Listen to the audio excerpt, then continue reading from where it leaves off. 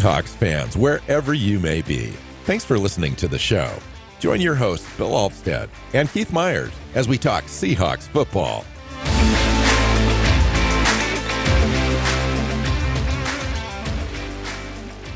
Hey, hi, Seahawks fans. Welcome back to another episode of the Seahawks Playbook podcast. I'm your host, Bill Alvstad, sitting down with co-host Keith Myers here to talk Seahawks football. We're going to talk about quarterbacks today. This is our first show in a long series on all of the prospects in the NFL draft for 2024. We're going to start with the quarterback group. Eventually, we'll move on to the running backs, tight ends. Each group will have its own show. We'll probably go, 10, 12 players deep, depending on the position group, just like we've done every year. Also, just to let everyone know, this is officially our first show of our 8th season. I didn't even share that with Keith. So happy 8th season to us, Keith. That's crazy. This is show number, 540 overall. We haven't missed a week since we started. So that's amazing to me.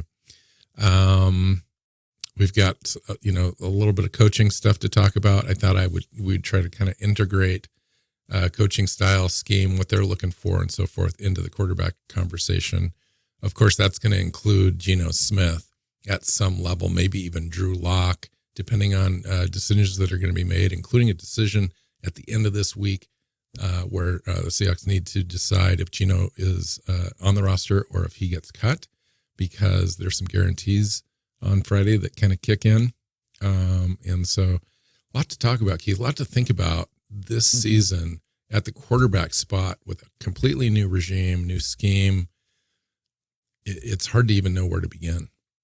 It is. And it's also hard to know exactly what the Seahawks are looking for at the position, given, we know Ryan Grubb and what he did at Washington, but one of the things that he did and one of the things that got him this job is he's known for adapting what he does to his players. And what is that going to look like in Seattle? He's got a different set of players. He's got a different set of defenses that he's playing against, that he's game planning for. We don't know what it's going to look like. We don't know what he's looking for other than talent. I will say this. I've got a couple of quotes I'll share. This is from the Mike and Salt, Brock and Salt show, said of Ryan Grubb that McDonald had him on his radar for a while. He's been a winner everywhere he's been. He said that the University of Washington ran the ball efficiently in a pass-heavy scheme. Ryan's an O-line guy. McDonald's offensive vision is what you would expect from a defensive head coach. Said they'd be a physical unit that runs the ball and allows the quarterback to play fast and decisive and get the ball to the playmakers. Said they want to take care of the ball, possess it, use play action, and be explosive at the heart. I really respect that about him. And that's interesting. Like Carroll. I know, right? No, except and for then the he pass asked, heavy, except for the runs it efficiently in a pass heavy scheme. Those are the things that I think got missed a little bit with Pete Carroll's offense, is that he wanted to run it efficiently in a run heavy scheme, and that's harder to do. It's a lot easier to be efficient in the running game if the team's playing the pass every down. And that's really what Grubb did. Grubb did a lot of spreading the ball around to a lot of different guys, getting the ball out of his quarterback's hands in a hurry. And then once the boxes started to get light and you started to see 5 and 6 man in the box, that's when he'd start running the ball, and they'd start gashing teams for 8 or 9 yards to run. And then they'd have to bring safeties back up, and then he'd go back over the top. Did a lot of dictating to the defense what they were going to do. And it's the kind of thing that good teams do, and the Seahawks haven't done in a while. Yeah. Interesting. He went on to say, to comment specifically on the quarterback position. I thought this would be a good spot to start our conversation today. He was asked what his ideal quarterback looks like and the qualities he possesses. McDonald first went to the leadership aspect of the position.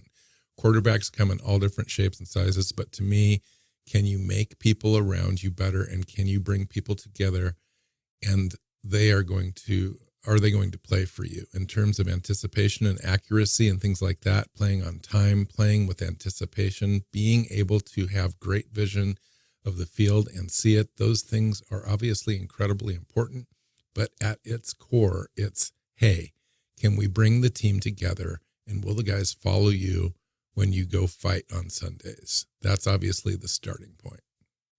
So really, it doesn't say a lot. He just has a few words and hints and phrases in there that kind of shed light to what he's looking for. But the more I heard him talk about just philosophy, what he wants to see, what his vision is for the team, both offense and defense, he wants to be physical. He wants to be able to run the ball effectively. He wants to take his shots. It does sound a lot like Pete Carroll. And maybe that's just the generic ideas of how you put together a winning formula in the NFL. But it wouldn't surprise me if they're going to be looking at similar players overall. Yeah, I think one of the things that what I got out of all the different things that have been said over the last couple of weeks is Seattle is going to want to win in the trenches much more than they did under Pete Carroll, where we kept saying, stop spending billions on safeties when you have no defensive tackles. Like, get your priorities right. That doesn't mean they don't need good safeties or anything like that, but you have to win in the trenches. And I think you're going to see the team want to win there. They want to be bigger, stronger, and faster than their opponents. And the Seahawks were that in 2012 through 2015. And they've gone away from that. They've tried to be smaller and quicker. And then they just wanted football guys and not, truly great athletes. And it just felt like everything was, at one point they were very finesse on offense. And like, that was just weird. They were very finesse on defense on a couple of different occasions. A couple different years. Yeah. Including this last year, I thought. I mean, yeah.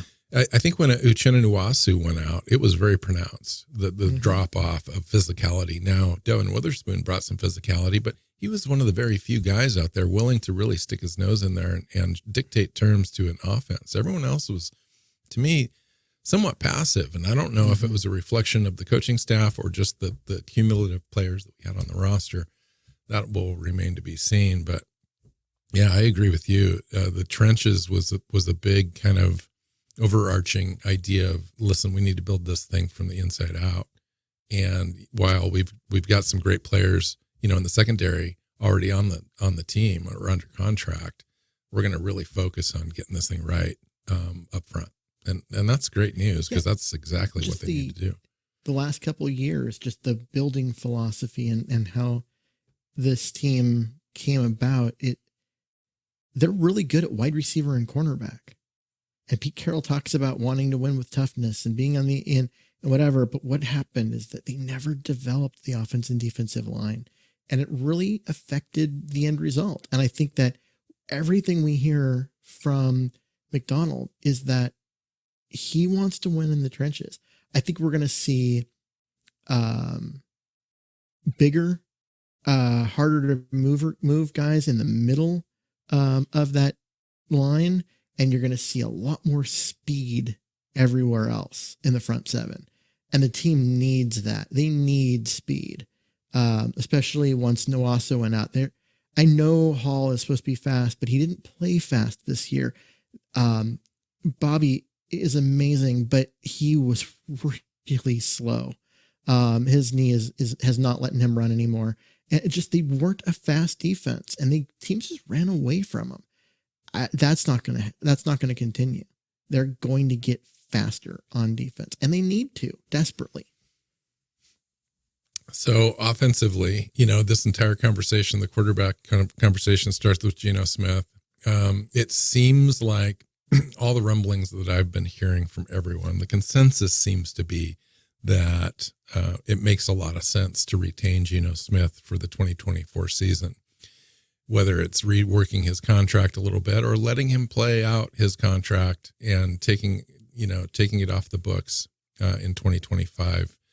But there needs to be some sort of transition year between having a veteran leadership out of Geno in 2024 and bringing along a draft pick or a younger quarterback to develop. Now, does that mean the Seahawks go out and draft somebody in the first round in this draft? Maybe, maybe not. There's a lot of holes to fill on this roster. Yeah. And so it'll be interesting to see. They're right at 16. That's a very interesting juncture in the draft. There will be some quarterbacks that we're going to talk about available at that spot, but do they want them? Do they take them? Or do they wait? Do they play that patient game knowing that this year is going to be a transition year and go ahead and look for something next year?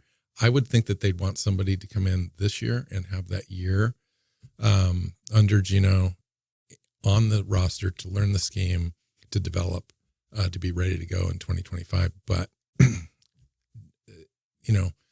you just don't know what John Schneider's going to do because.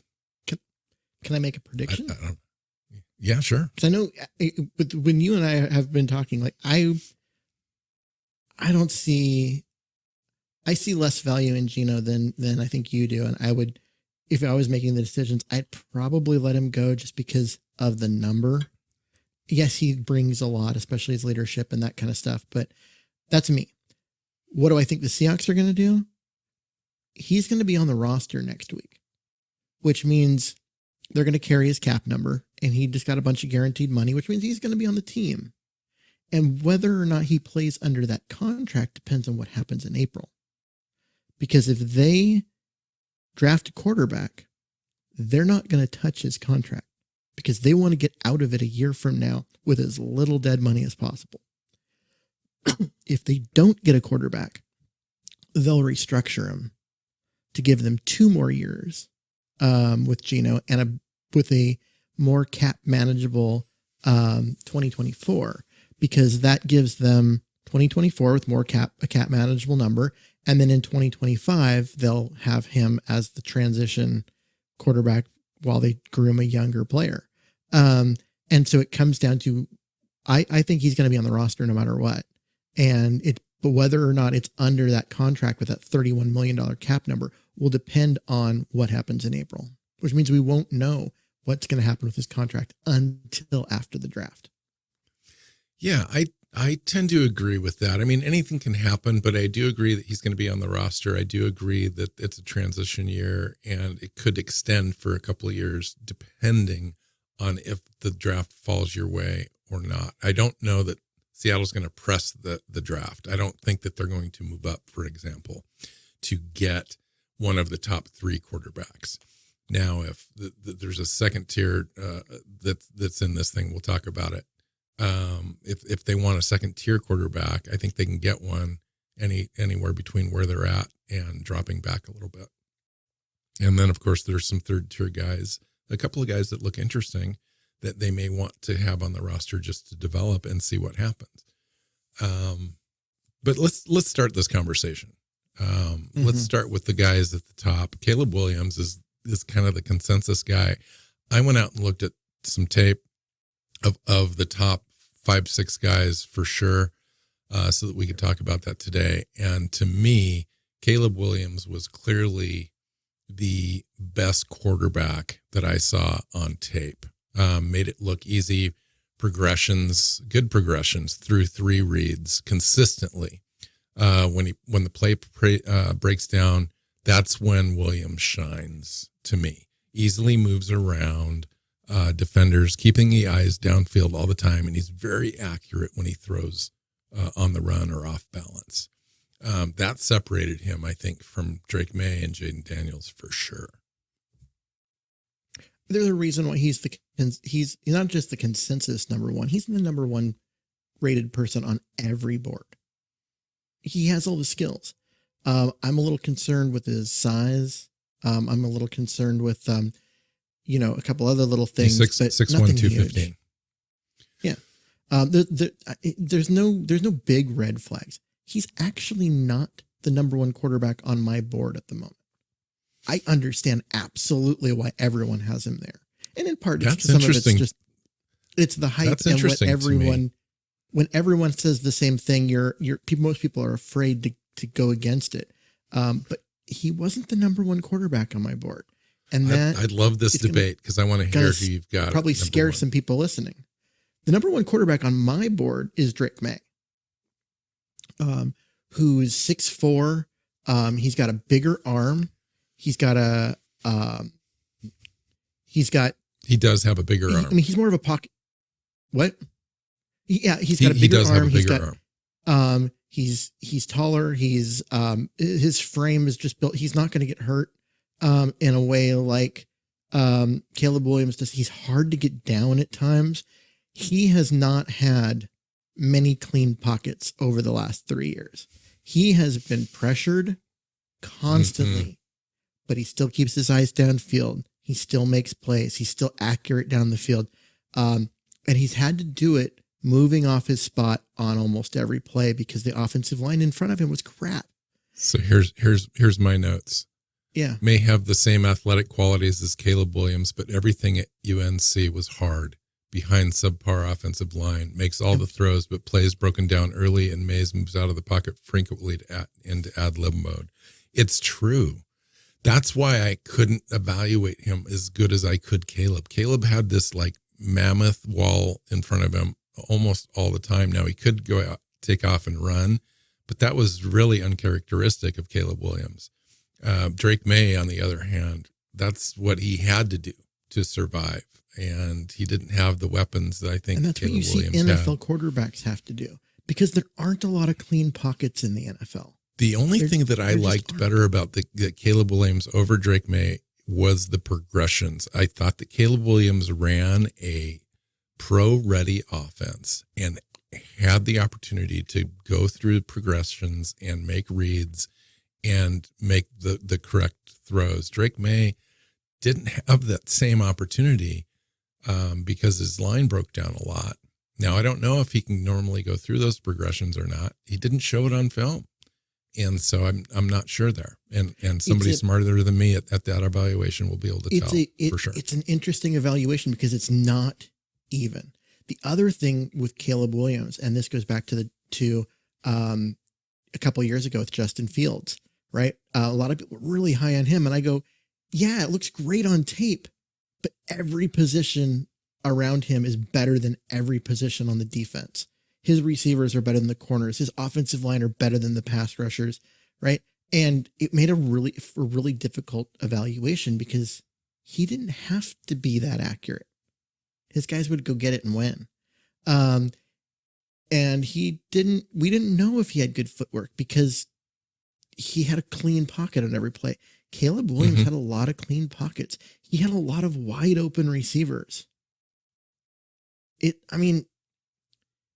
It's easy to look good in that situation. But you're right about the progressions. You could see him go through, nope, not open, not open, not open. There's a fourth guy and get the ball out. And you need that in the NFL. And there's not as much of that. There's a lot less of it in Drake May's film because he drops back and he doesn't have time to go not open, not open, not open. It's not open, not open. I'm about to get killed. Let me run. Where's the guy? There's an open player and let me throw the ball to him. It's just a different evaluation. I don't see anything that Drake May does poorly. And the fact that he could win when he has a less talented team around him than the defense that he's playing against, the fact that he could look as competent and as good and make those plays when his receivers, they were open by the tiniest amount and he had pressure and it didn't matter. And he did those things. That's the kind of thing that breeds success in the NFL. I saw so much from him that makes me confident that he's going to be good at the next level. I believe that Caleb, that talent evaluators across the NFL will value Caleb Williams' skill set slightly more than Drake May. Only because of Lincoln Riley's pass offense and the run pass options that were there, getting the ball out and Lincoln quickly, Riley's, taking the shots. Lincoln Riley's history of getting quarterbacks ready to be NFL quarterbacks. Yeah. Let's not understate so that. To me is the that's tip. a big deal. Now, who's going to be the better pro? Anybody's guess. Yeah. Honest. I mean, okay. I absolutely get why Caleb Williams is the number one across the board.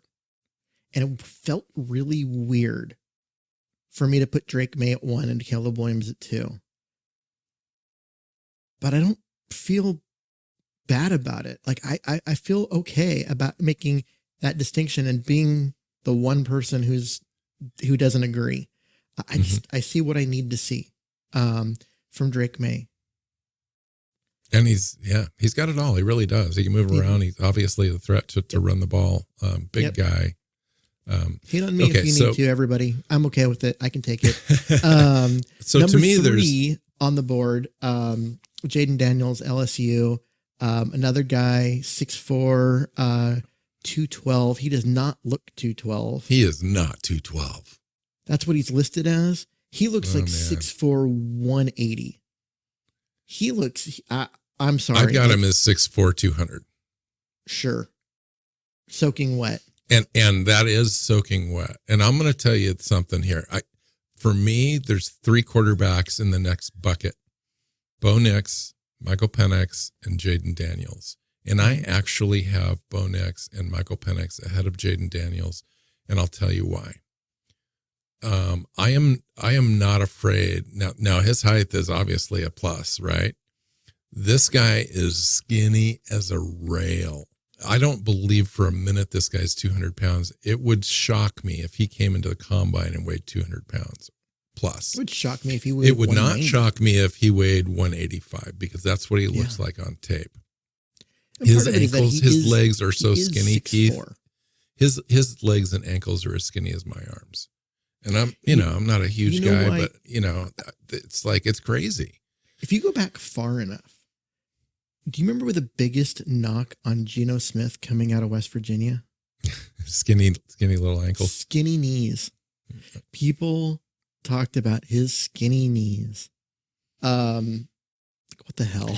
It's not just Jaden's knees though. It's his entire lower half. It's his hips, his knees, his thighs. He's just really slim. He's very, very, very, very slender. Slim is a generous thing. I just think that is going to be a factor in the NFL. Now, we've seen this sort of body style in the past. In fact, last year, right? But he does everything, but he's a small stature quarterback, super athletic, has it all except prototypical size, right? Threat to run on any given down. He can make all the throws. Nice putt touch on the long ball. He's got in the few designed runs that they did, he had a decent offensive line. He would sit behind and throw out of the pocket. But he's a first read only quarterback, Keith. That's the part. If you watch the tape, he does not go through any progressions whatsoever. He's first read out, or he runs the ball. And I don't think he's ready to diagnose in the NFL. So I think he's a quarterback that you have to sit on for possibly a year in order for him to be able to play in the NFL, because he's not going to be ready. He's not going to be ready the first year. I would agree with that. I'm also not as high on him as the draft media is. He's more ready than Richardson was last year by a significant amount. Richardson went 3rd overall and was a starter. And I agree with that. Looked awful. Completely different players. Starter. Because he wasn't ready. I agree with that. Yeah. He was not a guy that should have gone that high and been starting right away. He's a tremendous athlete who needed. The nice thing about Daniels, Keith, is he has played in 55 games as a starter, and he's just 23 years old. So there's still a lot to work with. He's got a lot of experience. I just don't think he has the pro-ready experience that you need to transition. Yeah, I see a lot to work with. And he's got all that starts, but all of that experience hasn't translated into him being able to make reads, him being able to read a defense, him doing a bunch of stuff pre-snap. So how much of that experience is really that useful? There is a progression that needs to happen from him, from where he is now until he is a franchise quarterback. There's a certain poise you get from starting 55 games at the college level, but that's fair. Yes. Poise and being able, like, not having, especially in the SEC and playing at LSU, like, there's not going to be many stages that are too big for him. Like that part I absolutely get, but there's also a lot of development time that he didn't take fully advantage of. And that's not really him. That's his coaching staff. A guy with that many starts, I would love to see much further along in their development. But again, that is on the coaching You and I agree on this, but you still put him third. I put him third, but to me, there's a gap.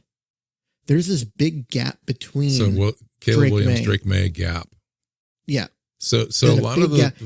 And then I've got pundits, three guys. I've got four guys, just like you, kind of crammed in together. And the order on those four doesn't really matter because it's going to be like, the which team wants which best player and the 29th best player on my draft board, and all four of them are going to be there. So take your pick, right? So the order doesn't matter. A lot of people though have Jaden Daniels going top 5. Yes, in they this do. draft. That's do you how see it's that? Viewed. In the height. Okay, I'm a firm believer on don't watch. How do teams highlights. executive view him though? How do teams view Jaden Daniels as opposed to how us out here in the media and the pundits and the draft? I think that Jaden Daniels is not going to be viewed as high as the draft media currently does. And once the draft media starts, those people that are connected, which I am not, but those people who are connected start to get feedback from teams, you'll see Jaden Daniels start to drop. As early as 2 weeks from now, by the way. Yeah. When the combine hits. I think that he's a top 20 guy.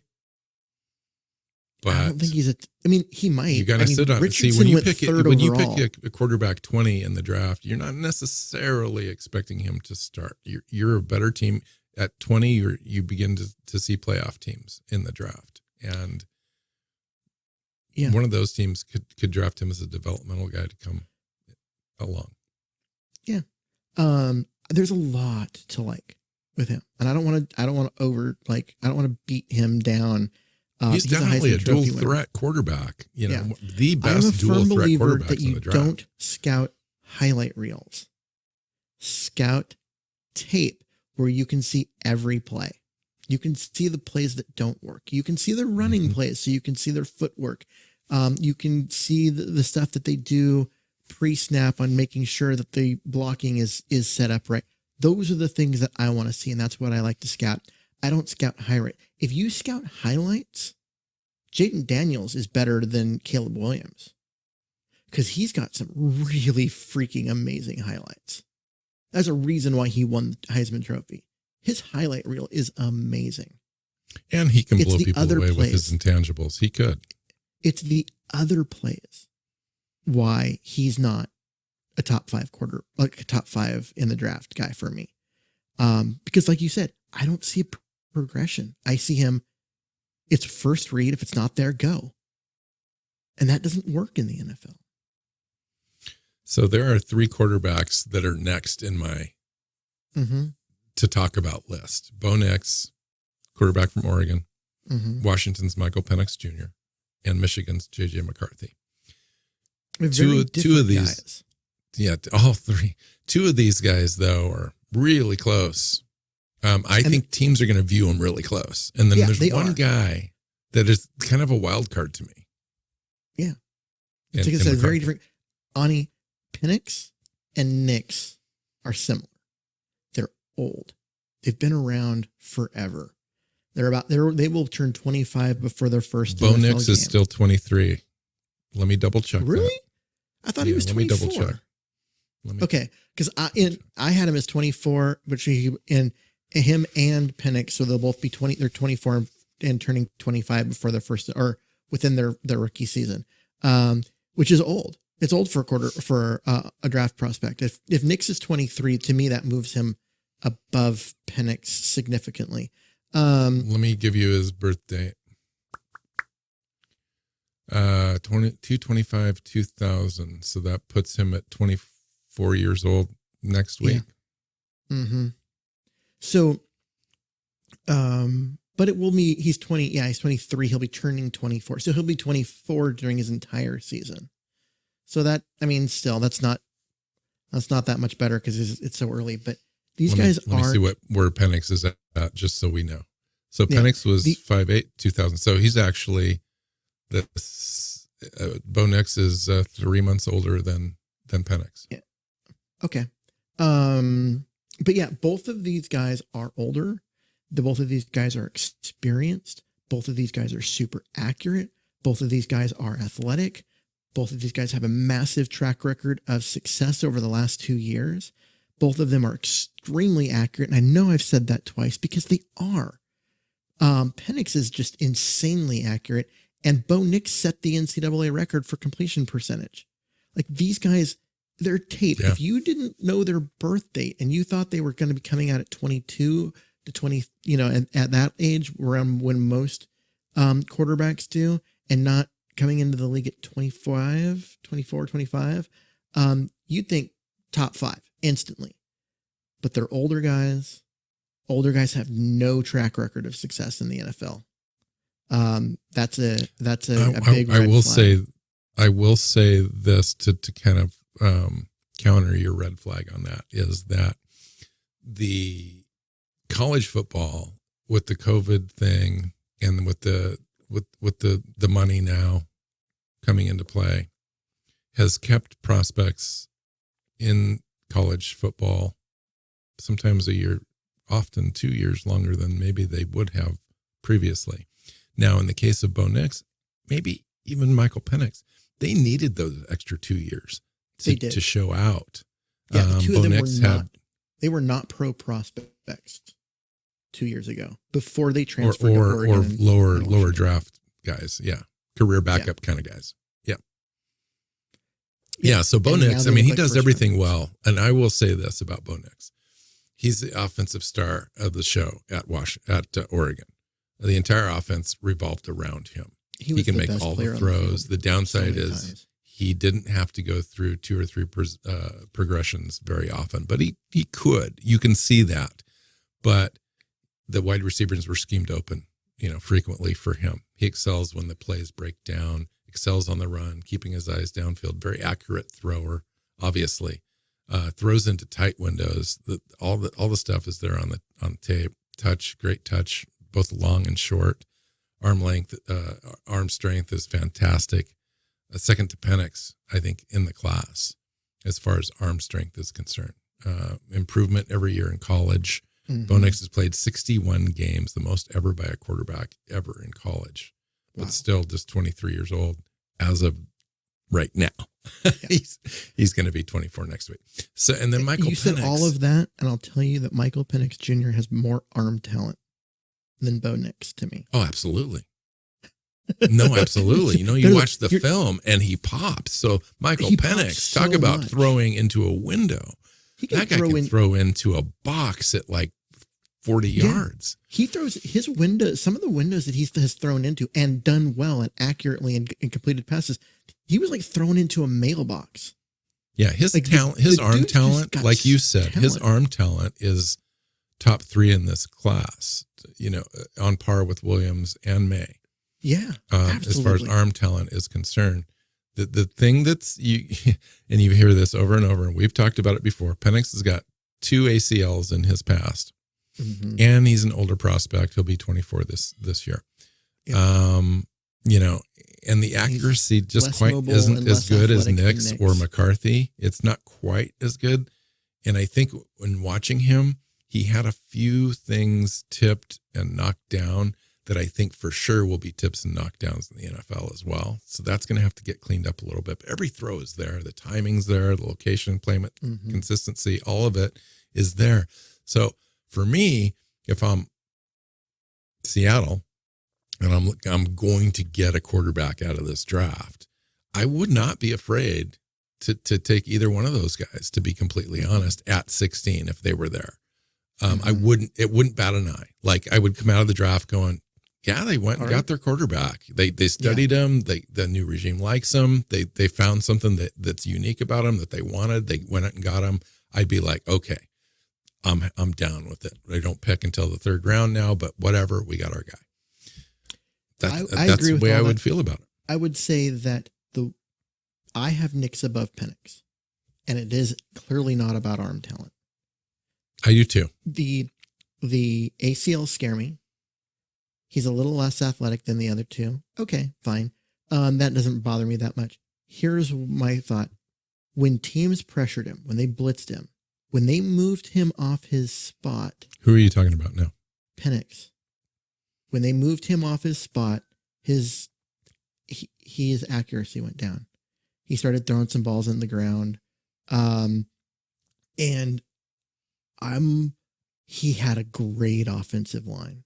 That Husky offensive line was incredible. Best in the country. And so he didn't get moved off his spot very often. And he had 4 sacks the entire season? Yeah.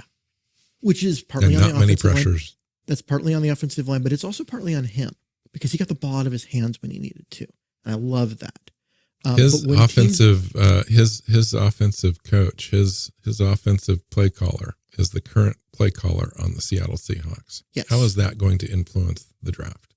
I think if given the choice of the two guys, they go Penix because they know him that well. Whereas with Nix, they don't. The tape's there, but they don't know him as well. I just see that with Penix, if you move him off his spot a little bit, his footwork breaks down a little bit, and his accuracy goes down. Whereas I saw Nix moved off his spot and still completing passes downfield. That gives me Nix slightly higher on my board. That doesn't mean the Seahawks agree. That's fine. Yeah. And I saw Bo Nix at play at Arizona State at Sun Devil Stadium this last year, and I was so impressed. I mean, he just made every throw that you could possibly. Now, there wasn't a ton of pressure on him, but there was pressure at times, and he just threw the ball. He made it look so easy and effortless to get balls into different spots, leading receivers, not throwing behind, not throwing in the dirt, not throwing high, very consistent the whole time. Incredibly impressed. I could just see him being a pro-style quarterback. He was the best offensive player. Oftentimes you see like, oh yeah, the offense is good, and you give the credit to the quarterback. But then when you really watch the tape, you're like, wow, that offensive line was good, or wow, that running back was dynamic. Or, you have a certain wide receiver that jumps off the film. When you watch Oregon, Bo Nix jumped off the tape. Yeah. And they got some good complementary players. No doubt. And that's nothing against them. He was just that good. He just was. Okay. So I want to talk about a couple of players, and then we're just going to have to let a couple of the lower end guys go. We'll talk about them in later shows. Yeah, let's talk about McCarthy because he's next on my list, and I can tell you now that he's really close to Bo Nix, Michael Penix for me, but in a different way completely. Mm-hmm. And I wrote some notes down, and I'll just read my notes.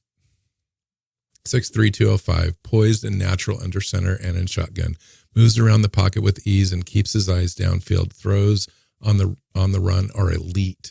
Underrated arm strength, excellent deep ball thrower, as well as great touch and ball placement skills. When the pocket or play breaks down, McCarthy remains poised and continues to look for open targets. He does have that athleticism to run and extend, but his default is to get the ball out to his playmakers. McCarthy benefited from a great run game to balance his offense. Use of play action was stellar.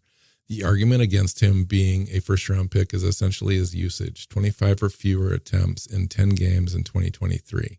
He threw for 2,851 yards, 22 TDs, 4 interceptions, so he will be viewed by most as an athletic game manager type who doesn't turn the ball over, who needs to have a great offensive line and superb running game to allow him to be successful. The question is he spunky and competitive?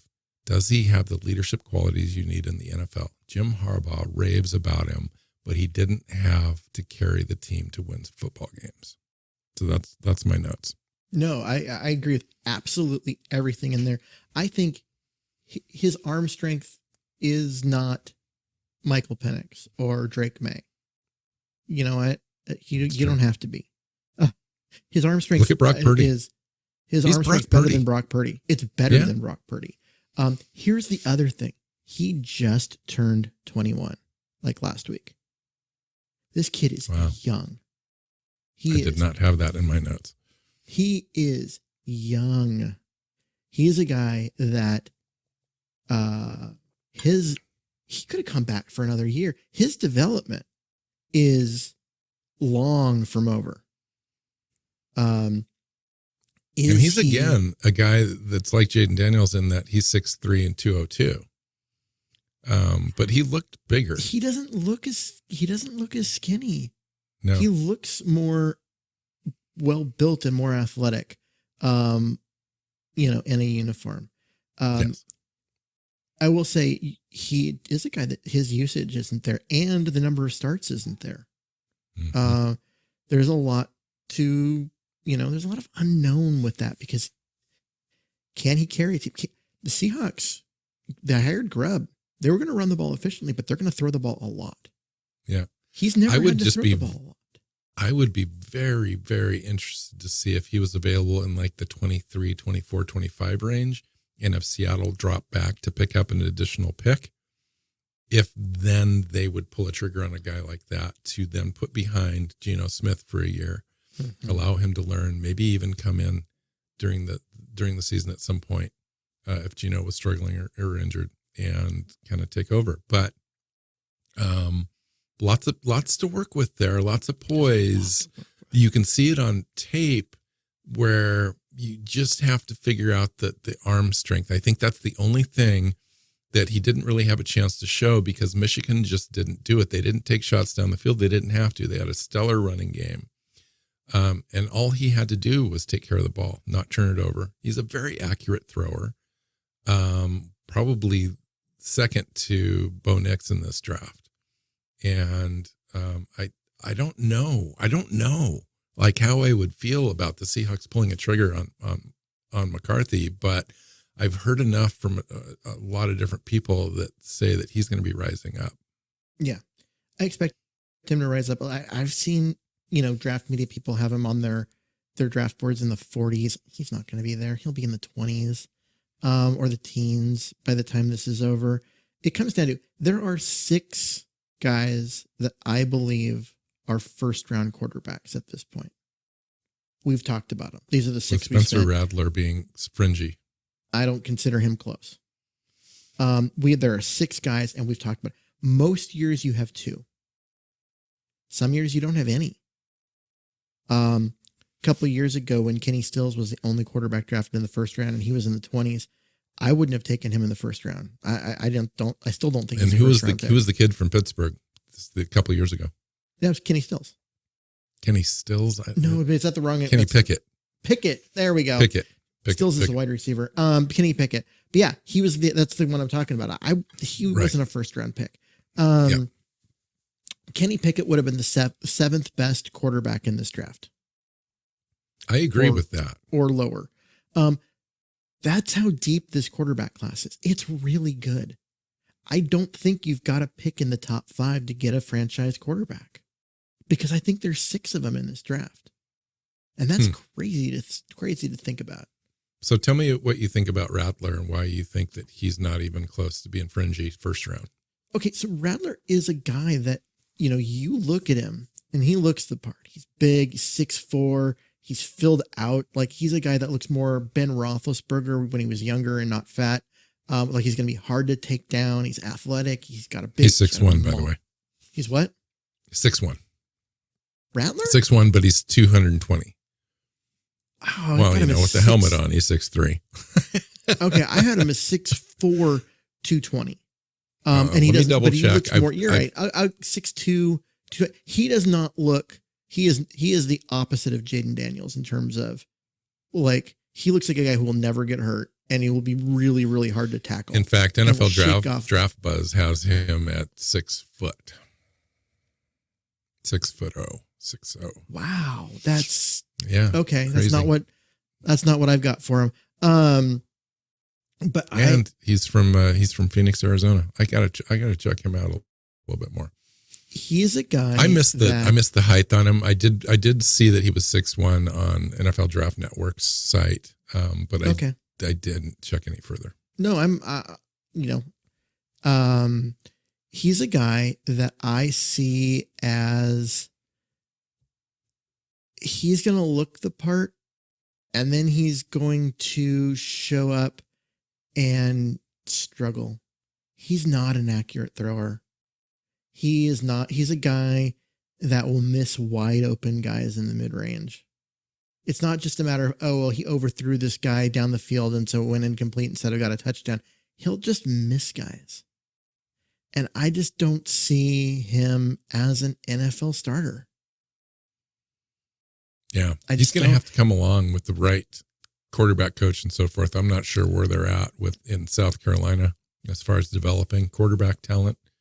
Here's the thing. He was inconsistent, and that's part of the thing. He wasn't at South Carolina. He was at Oklahoma with Lincoln Riley, and Lincoln Riley benched him. Yes. Yeah, he's had a difficult road. And Lincoln maybe Riley a team looks at him and his resilience, and maybe there's something to work with there. He's also, in 2 seasons at South Carolina, 37 touchdowns, 20 interceptions. That's the thing, right? So who was the quarterback I talked about last year you really liked from Kentucky? Was he from Kentucky? You liked him. Richardson. Ended up going, no, not Richardson, the other kid.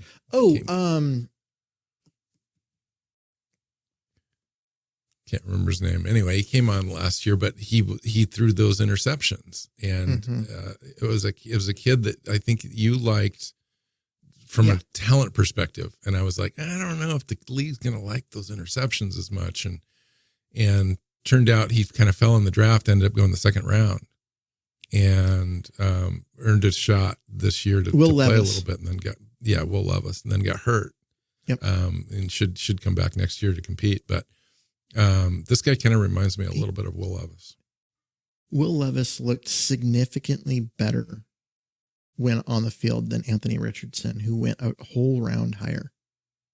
Richardson went pick 4. Will Levis went pick 33. You can't argue with it. Anthony Richardson Levis looked like the better player.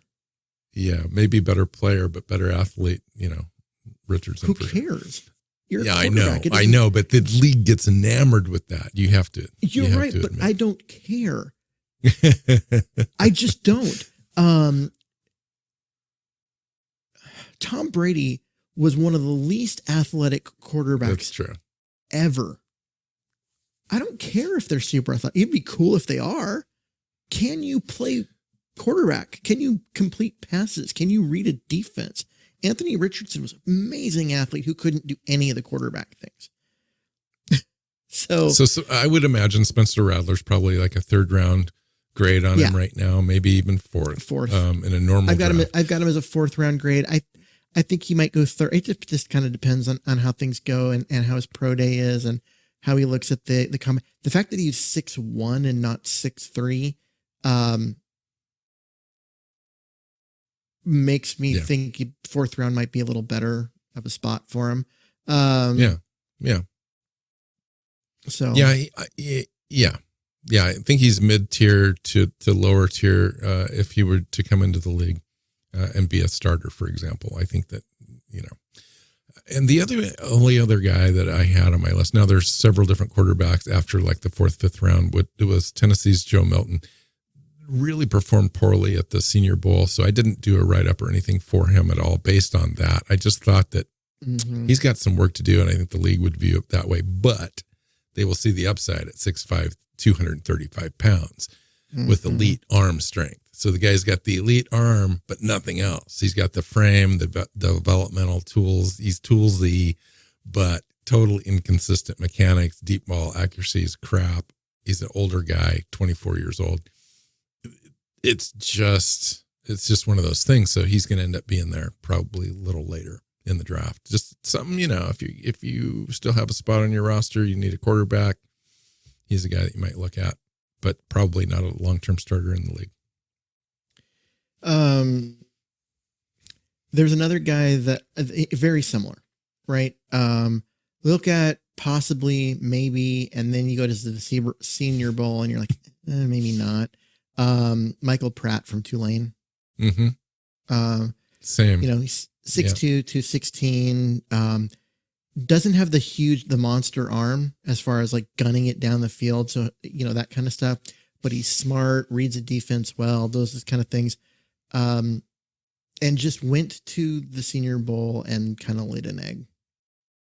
So, yes. Yeah, that's not. He played a lot of snaps though. He's played a lot. He's somebody will look at his tape and think that they've got something to work with there. But his offensive line there at Tulane was awful. 5th or 6th round pick. Oh, his offensive line was terrible. Yeah, and so that's going to contribute to some things there that you're going to forgive a little bit. He took 22 sacks. He had 22 touchdowns, 22 sacks. Michael Penix was sacked 4 times. I mean, that sort of thing kind of comes into play a little bit. Anyway, it was a fun show, fun conversation. Yep. There's some other guys that are down there, but honestly, none of them look like guys that we need to talk about at this point. Not at this point. They're backups. Sam Hartman, et cetera. Gavin Hardinson out of UTEP. Yeah. Jordan Travis. Yeah. But we'll see him at the combine. I think all those guys will be at the combine. BYU. There's guys. They're guys that are going to come into the league as long shots to make a roster. They might stick around as a practice squad guy, or they'll end up as a backup, and then give them a chance. And a couple of years from down the road, we might hear from them again. But we really does Seattle make a pull on something like that? That's the thing for me is what's Seattle going to do at quarterback this year? If they keep Geno Smith, seems likely. What do they do in the draft? That doesn't preclude them from drafting even at 16 or moving up or whatever. If their guy is there, they'll go get him. It's just a fascinating thing for me to have Grubb there and McDonald, obviously, as head coach, what they do, along with John Schneider now free from Pete Carroll. Do they go get a quarterback this year? Are they enamored with one of these guys to be able to make a call to actually pull the trigger? And then the combine's coming up in a couple of weeks. We'll have some coverage around that as well. We'll do these shows up through the combine and then after the combine to kind of get through them as we lead up to the draft in April. So there'll be tons of conversations around every position group, but I think that the really intriguing one, I think this year is going to be quarterback, because there's so much unknown to what Seattle will do beyond Geno. Geno's 34. He's not the long-term answer. He's the short-term bridge guy that's pretty good bridge guy. He's a pretty good bridge quarterback. He's a guy that can get you at least to sniff the playoffs, maybe even win a game, depending on your roster. But he's not the future. So you got to make that. You got to sacrifice it. It's hard to pick a quarterback in the first round, especially when you don't really need one to start for you that year. Need one. But you need one. You need to have that long-term look. And this is the time to do it. Yeah, they're not picking in the top 10, but there's 6 first-round quarterbacks. Figure out which one. What if they don't like any one of them? What if they don't like Bo Nix for whatever reason? They don't like Penix's ACLs, and they don't think McCarthy's going to develop into a starting NFL caliber quarterback. What do you do? So then to them, there's only 3 quarterbacks, and they pick 16, and you go, God, we can't. We either have to trade all the way up, or we let. That's why I'm saying it's possible. They just boot, and just like they've continued to do for years and years. Then they end up in a situation. There is one other option. Fields. Justin Fields. The guy flashes, and this last year he's actually looked pretty good. The talent's still there. he was just on a What would you flip? terrible What would team you with some flip terrible to coaching. Chicago? What? What would you flip? I don't know. What compensation? Tyler Lockett, one of the thirds. Ouch. Damn. You get your long-term answer at quarterback. What would that cost us? I'm just curious as to trade Tyler Lockett. What would the hit be? What would the cap savings and or dead cap Give me a be? sec. Because Tyler Lockett's going to come up. Tyler Lockett's going to come up on the should they trade him conversation constantly. He's currently going to count 27 million against the cap. They would save 8 million against the cap.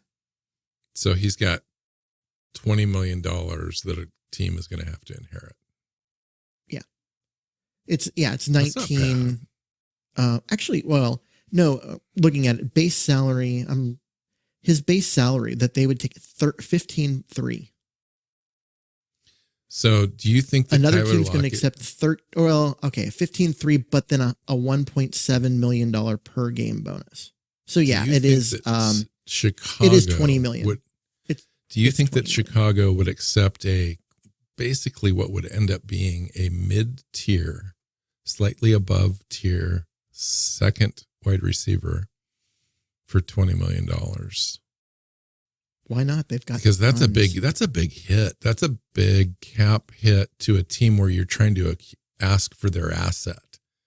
So you're asking them to take on a huge. You're not asking them for. Here's the thing: if Chicago's going to do that, they're doing it because they want him off the roster to make room for the first overall pick. They're going to go get Caleb Williams, and you don't want Justin Fields there dividing your locker room. True. So they want, but they are also going to accept the best offer. And does Tyler Lockett and a whatever pick you mentioned, third, fourth round pick, represent the best offer they're going to get? I don't know. We'll see. If I'm drafting Caleb Williams or Drake May first overall, and I want them to be successful and I want to develop them, having a Tyler Lockett, who's a great downfield receiver and a guy that gets open really consistently. And a locker room guy. He's a great locker room guy. He'd be an awesome addition to help your quarterback develop. Wow. Yeah, that is a conversation to be had. Justin Fields. So, I don't know. Yeah. To me, there's 7 quarterbacks in play. There's the 6 we talked about, Justin Fields. That's a lot of quarterback talent. Young quarterback talent. I don't think it's touchable that the Seahawks would be looking at the first 3. True. But the first 3 make it so the other ones can drop. That's very true. Good point. Here's the interesting thing. Justin Fields is the same age as Michael Penix. That's crazy. So their the other birthdays thing are that we 1 month apart. The other thing that we need to look at that we haven't really looked at yet when it comes to strategy is what do the other teams need that are in front of us, and what other teams behind us would potentially move up in front of us to make sure they got something. We'll get closer. We'll do all that. Okay, cool. Good conversation. Good initial conversation. I'm sure we'll have many more on the quarterback spot, especially after Friday when Gino remains on the roster or he's traded. We'll have lots more to talk about. I'm sure he will. As much as I would try my hardest to move him, he'll still be on the roster. He's going to be Seattle's quarterback week 1. I think so. Yeah. I think it's pretty safe to say that. I've thought so all along. Yeah. I know. And I haven't disagreed with that. I just said that I don't think he should be, but he will be. So whatever. I think it's the prudent thing to do in order to give this coaching staff the best chance to be successful right away. Okay. Next show we'll do running backs, I think is the one that's coming up. So, and then the combine is the last week of February, first week of March. And so we'll be talking about different position groups each show that we do until then. And then after we do a combine kind of recap show, we'll talk about more prospects until we're done. And then we just kind of keep talking about it all until it actually happens. So, yep, we just keep evaluating players until the draft gets here. So, yeah, it'll be a fun process. All right, let's get out of here. Find Keith on Twitter at Myers NFL. You can find me at NW Seahawk. The show is SeahawksPlaybook.com. Find us on your favorite podcast platforms and our YouTube channel.